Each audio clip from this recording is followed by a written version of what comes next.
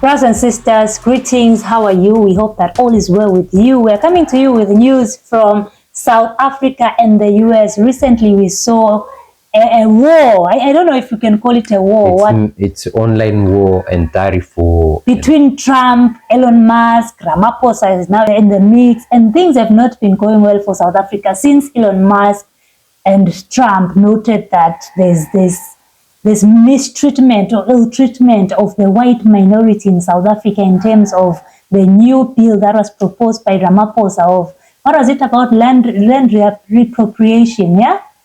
And Elon Musk was not pleased because coming from the white minority of South Africa, he has a background. He's one of them. Yeah, he's one of them. His family is from South Africa. And this land appropriation bill is very soft. It's not what we want as Africans. But the people of South Africa will say, oh, mind your own business. No. We are minding our business. Africa is our business. Yeah. So it's very soft because it's saying like if land is not being used, we will not touch any land that is being used. But the thing is, how do you know that land is not being used? Because some is range land, some is farmland. And it's being used in that way. Yes, some is mining. And these people will just prove that it's land. So it's very soft. Not like Mugabe would have said, what we want is giving land back to my people. This is what every African wants. Even Malema himself said, an African without land is nothing. Yeah. Because land is our mother. We always say that. Land is our mother and the sky is our father. And our mother feeds us. What are you without a mother? So it's crazy that my problem with Ramaphosa is he seems very soft. And scared. He can't even take his own decisions. When it comes to Trump, there's a time when he said Trump must mind his own business. Trump and the US have never helped South Africa even during the time of apartheid. Why is he meddling in our business? But right now he seems very worried about the recent 30% tariff that have been imposed on South Africa. And this is what is happening, brothers and sisters. President Cyril Ramaphosa expressed concern over the United States' decision to impose a new 30% import tariff on South African goods. The office of the presidency said that the move was worrying, adding that it gives impetus to South Africa's plan to negotiate new trade terms with the world's biggest economy. Now, this is what the president said. While South Africa remains committed to a mutual beneficial trade relationship with the United States, unilaterally imposed and punitive tariffs are a concern and serve as a barrier to trade and shared prosperity, Ramaphosa said. Trump announced a baseline 10% tariff on all U.S. imports on Wednesday, with 60 countries, including South Africa, subject to higher rates, punishment for South Africa. Deemed the worst offenders, these countries had significantly higher trade imbalances with the United States, he said, warranting higher tariffs. He said South Africa has been charging 60% tariffs on U.S. goods, so the U.S. would impose a 30% tariff on South Africa. The Trump administration had previously talked up fully reciprocal tariffs, but the president said that the U.S. would be kind and cut the tariffs in half. The tariffs rattled markets. South African businesses were deeply concerned about the implications. This is because the people who are advising who have businesses which will be affected. But let's remember something that our own Mama Arikana Chomborko said in Al Jazeera. And she said this: if African leaders are wise, the same way Trump is saying America first, they should also say our country first, South Africa first. And I'll link that with something Malema said about chicken.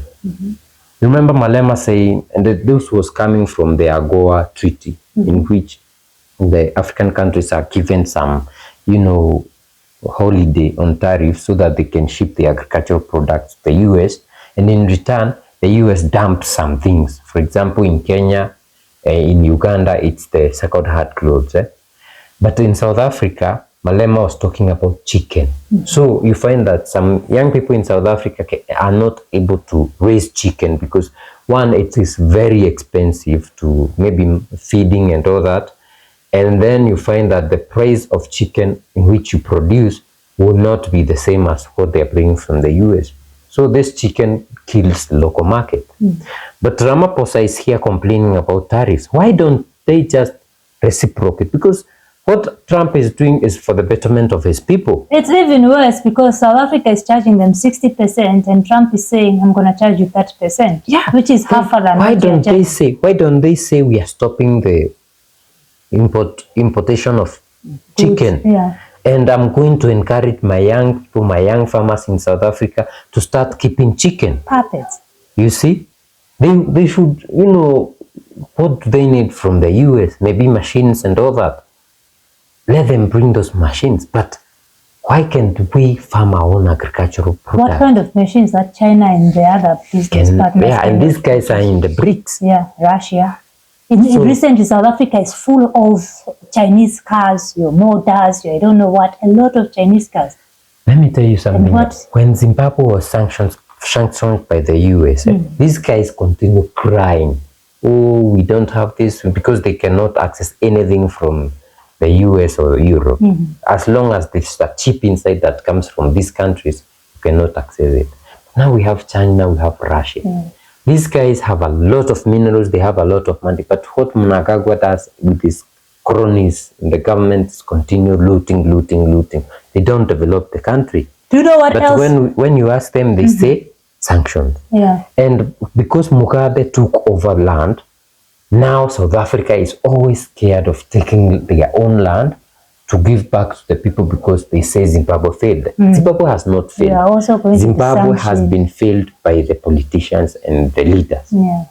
So the same thing South Africa is complaining. Why can't they be just independent and say, we are taking back our land? Okay, say 50% of the land. They own 70%, right? They own 70% of the land. We are taking 35%, giving it to the people and encouraging them. Haven't we seen young South Africans raising even pigs and becoming very successful? They are big farmers, very young black South Africans. Yes. Women. Give them land, encourage them, train them, all that. And we have very learned people from South Africa. I've met some here in Kenya, in workshops and all that. Then after that, farm your own chicken, farm your own things, you sell your own minerals, you'll be very rich. You don't need some things. Now, do you know what else informed Trump's administration's decision? It is South Africa's ties to American enemies, Russia, China, and Iran, as well as its opposition to Israel, one of US' biggest allies. Then, hold on to that. You can get whatever you want from BRICS countries and other African countries. The problem with South Africa or Ramaphosa, I think it's a Ramaphosa issue, this one, or the leaders that have been there for South Africa, is the fact that, you have all this big support, these big guns behind you, but you still feel like you need one of, as they call it, one of the world's biggest economy. You have China, a growing big economy. Russia, a big economy. And being in the BRICS, it's more even BRICS, beneficial. remember BRICS Plus? There's Saudi Arabia, there's United Arab Emirates, there's Venezuela or Argentina. As in, you have this big economy. Being in that position as Ramaphosa, I would just say, you know what, US, just like our Chiani did, get out. Yes. Let us start from scratch with these ones that you consider enemies and see how far we push our economy. You'll be very shocked that even the youth will now start benefiting, because some of these agreements and partnerships they have with the US come with a lot of baggage and bargain. You'd have to have LG, I don't know, TV community. You have to do this. A lot of immoral-ish things that are also considered part of the agreement. And sometimes you just need to say, I'm done, and let your country proceed. And it reminds me of a deal that South Africa had just done with last year with Nigeria. They are buying oil from Nigeria. You see? That's what we need.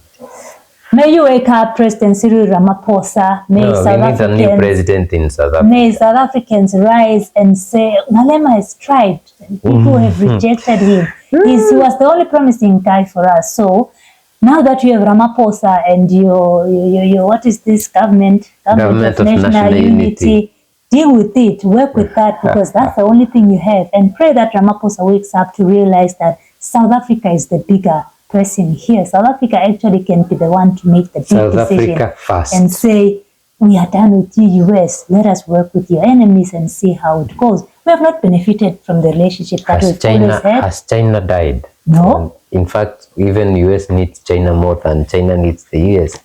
South Africans, let us know what you think about this in the comment section. And don't tell us you're in Dabazet. We are in your business and we'll forever be in your business because Africa, South Africa is our business.